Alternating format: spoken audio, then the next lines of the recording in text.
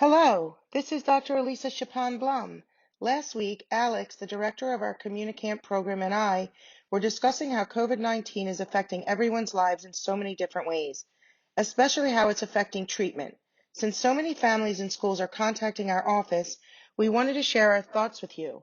Just to give you a heads up, my perspective, which I believe is shared by many, is that we aren't going back to our normal old world. Instead, we should prepare for a new world, one that is virtual and socially distanced. We will need to adjust our lives to be able to function in this new world, and that means adjusting treatment, which is critical for our loved ones to overcome their social communication challenges. Enjoy this chat. Thanks. Nothing really has changed. I mean, yes, everything has changed, but at the same time, your social communication goals are still going to be depending on where you're at with your comfort level in these different settings. So you're home, or you're on a virtual platform, or you're at a grocery store standing 6 feet apart from someone, but you're still socially interacting. It's just looking different. And some of our kids weren't even comfortable on virtual apps in the first place, or maybe we did use virtual and Zoom sessions as, you know, a bridge up or a bridge down in some situations. So it's really just adapting to what's going on. Like, it's just still always about the bridge and their comfort level and their baseline stage. And the whys. And the whys. Yeah. Absolutely. And educating parents. So you're right. I loved how you just put it, where everything's different, but it's still the same. We are just merely adapting. We are adapting to something that we had no idea was going to happen back in beginning of February. And now the whole world is different, and a lot of people are terrified, but things are still the same in terms of what we need to do. It's just how we're going to do it. Right. Are we doing it virtually? Are we going out? And we have to adapt our treatment. So just like we have to adapt going out, we're adapting our treatment, but it's still the same concepts. Yeah. And this is, just kind of a little bit of an offshoot. This is similar with different age children, Alex. I mean, whether you're 3 or you're 19 or 25, the concepts are still the same. It's how you adapt it based on the child's age, developmentally, their cognition, their ability to think and understand. It's you adapt it. You adapt it based on parents, their parenting style. So every part of this treatment is individualized, and it's based on that whole person and not a specific symptom like not speaking. And we need to adapt treatment now to this new emerging world that is still unknown to us. But I think we have a much better idea now that it's going to be, hey, virtual. How many people do you know now that are saying to you, wow, why should I go to work? I mean, I'm like literally saving an hour of traffic every day. I'm still getting my work done. So there's going to be a lot more work from home. There's going to be a lot more teaching, maybe after school activities, tutoring. Why should the tutor drive to the person's house if they can meet virtually? Why, if you're doing a session with your speech and language pathologist, do you need to stay after school if you're going to school? Maybe you meet later that afternoon. Maybe you are taking art class from home.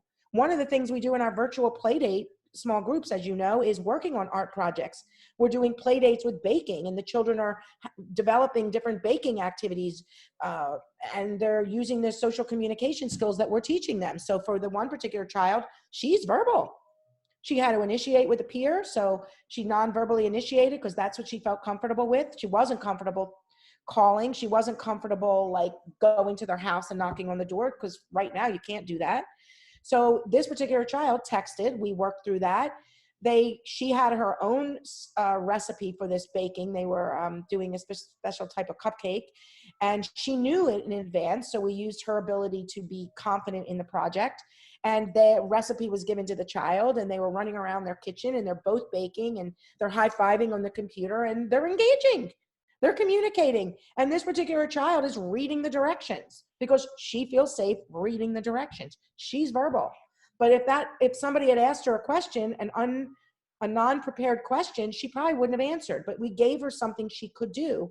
And we started to think about common questions that could be asked during that play date that was relevant to what they were doing. So do you see where I'm going? And isn't it important to continue doing these things so that eventually, who knows when, we will go back to school and back to in-person play dates, it's so important to continue building these social communication skills during this time using the tools that we have. Oh, absolutely. So, first of all, going back to school is going to be different. So we need to adapt that. But because our kids by nature already have some of these, have these challenges, as we've talked about, it's going to be that much harder. If they don't do anything now, like for example, families that have already been in treatment, should they continue? I mean, they're not out at restaurants, they're not out at stores, not nearly as much. They're not getting together. Well, why are you not doing these things? You just have to do it in the new world. The new world is virtual communication. It's social distancing. I mean, I still go to the market. I see families with kids in the market, as the country is quote unquote opening up. It's not opening up to the old world, Alex. It's a new world. So we need to be ready for that. And we need to continue that. So for the kids that I'm working with, we're working on ways to interact with aunts and uncles and extended peers and bringing a new peer to the next play date. And I mean, it's amazing how many apps are out there that we're utilizing to help these kids interact in terms of virtual play dates. And that's what we're doing each week in our groups, is we're working with teens and we're working with younger kids on how to develop these skills just in our groups each week. But for the individualized approach, it's critical to keep this going, because if not, these children are going to regress. They are. And then when school does open up, when the world, in terms of the new world, and the new world opens up in terms of parties and shopping and all of those things, if they haven't been doing this, Alex, they're not going to be doing it. So we have to role play at home. We have to create opportunities. We have to have these virtual get-togethers. We need to be able, what are you going to do? Not do it? And then the world starts to open up and your child's terrified because they're not sensitized to these different things. I mean, I have kids out in the backyard setting up lemonade stands with extended family members on the computer. I mean, they're literally selling lemonade. I mean, it is incredible what some of these kids are doing and the progress. And we had a particular family that called us and said, hey, I'm going to cancel. I'm not going to do my follow-up. I'm going to contact you back in the fall. Now, this is a child that's been doing unbelievable in treatment. Well, the message is like, why? And their answer is, well, there's really no opportunity. And oh my gosh, you can go on and on about, like we just talked about peer interaction, interacting with extended relatives, going and attending a birthday party, being able to virtually, participate at the bank when you're having to go to the bank or the post office or the grocery store, or ordering at restaurants. I mean, there's a million different opportunities. If that child doesn't participate in that because it's so easy for them to be home and just hanging out, it's going to be really scary when the world does start to open up even more and the schools do open up and we do have to interact more, because they're not going to know what to do. And honestly, I'm really concerned about regression with a lot of these kids, because their natural tendency, just like we see with follow-ups, the kids that do the families that do have their ongoing consults, and all clinicians see this. This isn't just us. We see these kids going, month to month to treatment, and then they miss a month because of illness or something happens. There is a slight regression often because we need to keep them moving. So it is important to keep this up and keep this going. Mm-hmm. And I like how you were saying earlier too about how in our old world, there were a million ways to do the give my order game, depending on what stage you are and the whys and all of that. And I still feel like there are probably still a million ways to play give my order game even now, through, drive through and reading off the screen and script approach. And you can use a verbal intermediary through a mom or dad, through the speaker, out at the McDonald's window.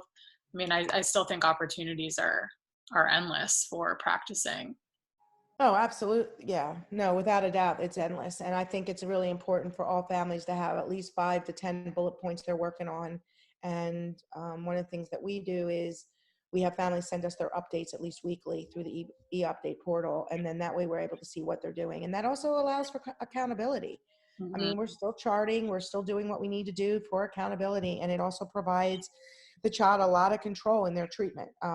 It's pretty amazing how children really do want to participate if they understand and they feel safe. And I think it's about creating those safe opportunities for them. And I don't mean safe in terms of the social distancing and the COVID situation. I mean safe in terms of their feeling safe to branch out of their comfort level, to do a goal, to do a strategy, to participate. And often that's a result of kind of really bridging down and giving them very accomplishable goals or strategies. And often through just the exposure, just the parents setting up, hey, a couple of my friends were saying, hey, why don't you guys, let me back that up. Like, for example, setting up play dates or virtual get-togethers and suggesting them, talking to the teachers about ways that the teacher can suggest to the child ways to get together and do a virtual get-together after class, or the teacher might need to be the one that sets up, hey, I need you to send your homework through the portal, or can you please type in the chat box for me, and knowing how to reword that question so the child can do that. And it might be the child writes it down on paper first because they're not comfortable doing it in the chat box, but at least they're participating, and then the parent puts it in. I mean, it isn't about enabling in terms of speaking. It's about knowing where their baselines are, their stages and so forth, but reaching them, meeting them there. So parents and teachers need to facilitate this process so that children will make progress. So it isn't just giving this to the child to do, like expecting the child to know how to initiate or expecting the child to know what to do. It isn't. It's about parents and teachers and others actually facilitating this social communication by the way they question, by the things they suggest that they do, and how they do it. Simple example is they go to the post office. They might be wearing their gloves and they might be in the drive-thru, but the child now puts the little container into the little thing that goes all the way across to the banker. That would be a goal for a child. And so it's really about how do they become active social communicators, confident social communicators. And it does start with engaging with others, even non-verbally, like handing and taking. But now think about it, Alex, there is no handing. You and I are not high-fiving, but we are high-fiving on the computer.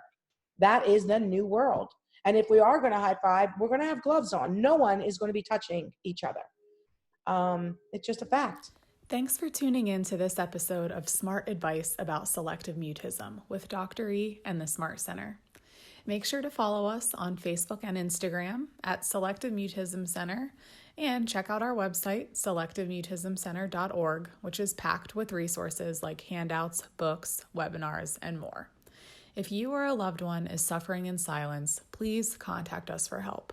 We offer consultations, assessments, intensive individual and group treatment, parent and teacher training, and more, all which can be made available virtually.